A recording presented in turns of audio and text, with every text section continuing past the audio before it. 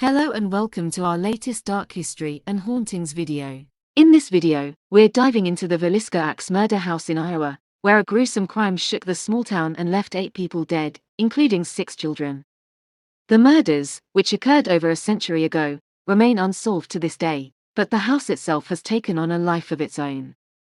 Reports of paranormal activity and unexplained occurrences have made the Villisca Axe Murder House a popular destination for those interested in the supernatural.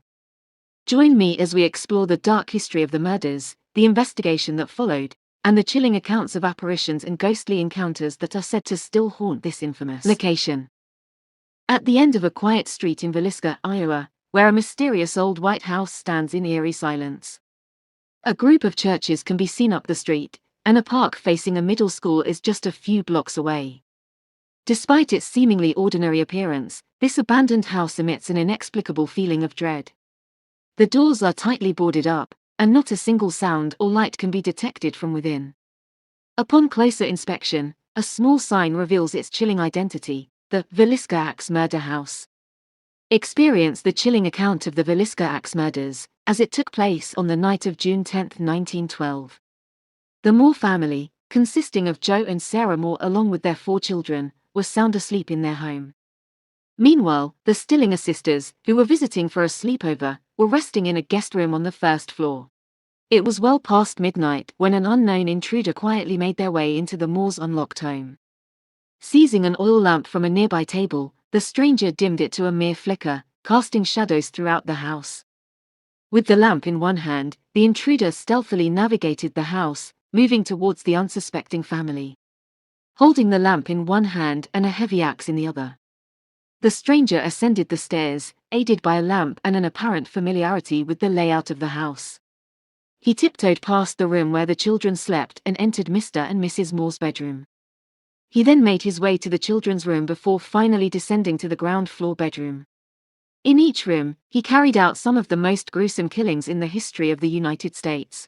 After finishing his brutal work, the stranger left as stealthily and quickly as he had arrived, taking the keys with him and locking the door behind him. The Villisca Axe murders may have been swift, but they were unspeakably horrific, as the world was about to learn. The following morning, the neighbors became suspicious when the typically lively house was eerily silent.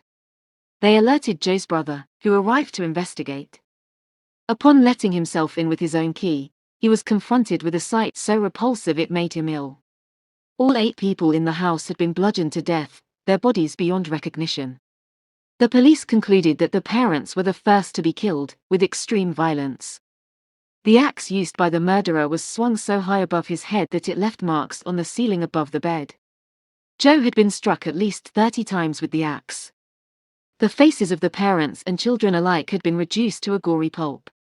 However, in the aftermath of the brutal murders of the Moores, something even more sinister was discovered.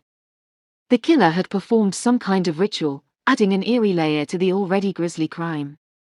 After taking the lives of the parents, the perpetrator covered their heads with sheets and wrapped the children's faces with clothing. But that wasn't all.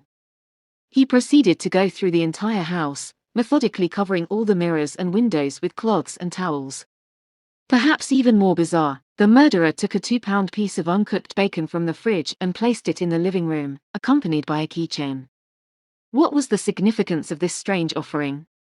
No one knows for sure. As if these strange details weren't enough, a bowl of water was found in the home, with spirals of blood swirling through it. It appeared that the murderer had washed his hands in it before leaving, adding another layer of twisted ritualism to the already gruesome scene. The police were left to ponder the significance of these odd and unsettling details, but one thing was clear: the Villisca Axe murders were more than just a brutal killing spree. Something much darker was at work in that house that fateful night. After the police, the coroner, a minister, and a few doctors had meticulously examined the scene of the heinous crime, news of the atrocity had already circulated and attracted a sizable crowd outside the residence. Despite warnings from the authorities to stay away, as soon as the area was declared safe, around 100 curious townsfolk succumbed to their morbid curiosity and walked through the blood-stained property. Shockingly, one of them even took a piece of Joe's skull as a macabre souvenir. The police were left with remarkably few leads in the search for the culprit behind the Villisca Axe murders. Despite conducting a few cursory investigations in the town and surrounding countryside, most officials believed that the killer had too much of a head start and would have fled the area. Bloodhounds were called in, but to no avail, as the townspeople had already cleared away the crime scene. In the following days and weeks, a few individuals were suspected, but none of them proved to be the perpetrator. The initial suspect was Frank Jones, a local businessman who had been in competition with Joe Moore. Moore had worked for Jones for 7 years in the farm equipment sales business before departing and starting his own rival company. Rumors circulated that Moore was having an extramarital affair with Jones' daughter-in-law, but these claims were unsubstantiated. The townspeople insist that the Moores and Joneses had a deep-seated animosity towards each other, though no one admits that it was severe enough to result in murder.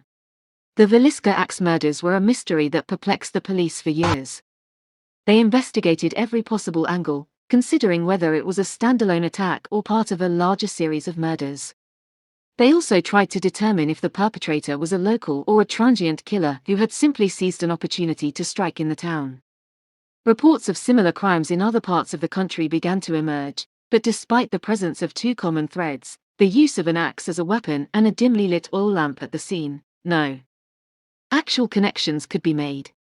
Eventually, the case went cold, and the house where the murders had taken place was boarded up.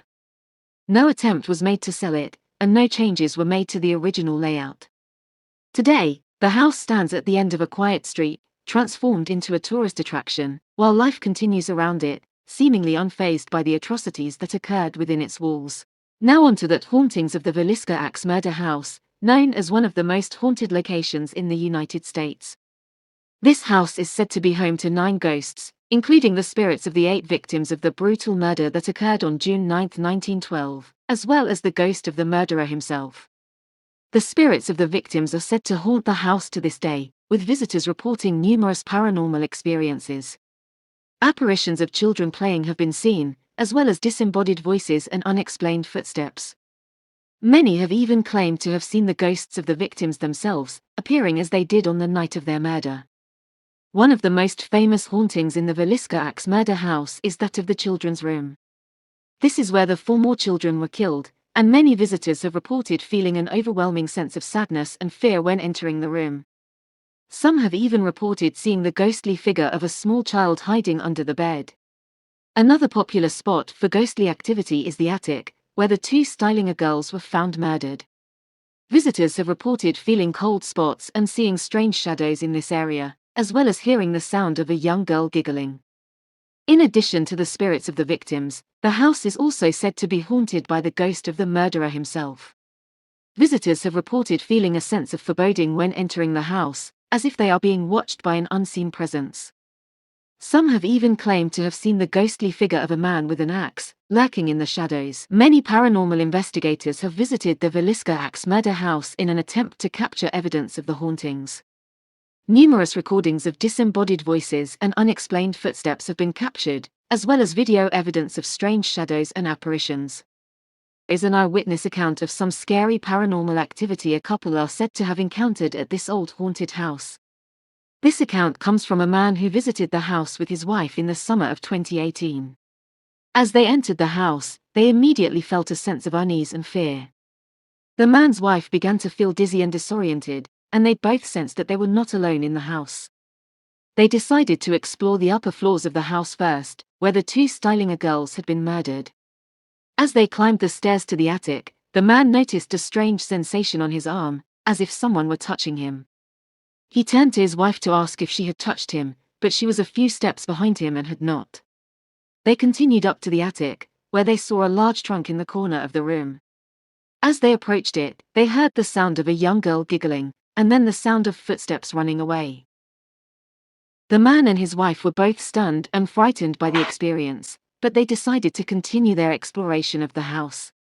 As they entered the children's room, they felt an overwhelming sense of sadness and fear. The man's wife began to cry, and the man himself felt a sense of despair and helplessness. Suddenly, they heard the sound of a child's voice saying, "Mommy, help me." The voice was coming from the closet, and as they approached it, they felt a cold breeze on their faces. They opened the closet door, but found nothing inside. At this point, the man and his wife were both extremely frightened and decided to leave the house. As they made their way back down the stairs, they saw the ghostly figure of a man with an axe standing at the bottom of the stairs. They quickly turned and ran out of the house, not looking back until they were safely outside. The man and his wife were both shaken by their experience, and have since refused to return to the Villisca Axe Murder House. Their account is just one of many that have been reported over the years, and adds to the mystique and terror of this infamous haunted location. In conclusion, the Villisca Axe Murder House remains one of the most haunted locations in the United States. The spirits of the victims, as well as the ghost of the murderer, are said to haunt the house to this day. Whether or not you believe in the paranormal, there's no denying the sense of unease and fear that permeates this house. If you're ever feeling brave, be sure to check it out for yourself. But be warned, you never know what kind of spirits you might encounter. Thank you for watching, and I will see you again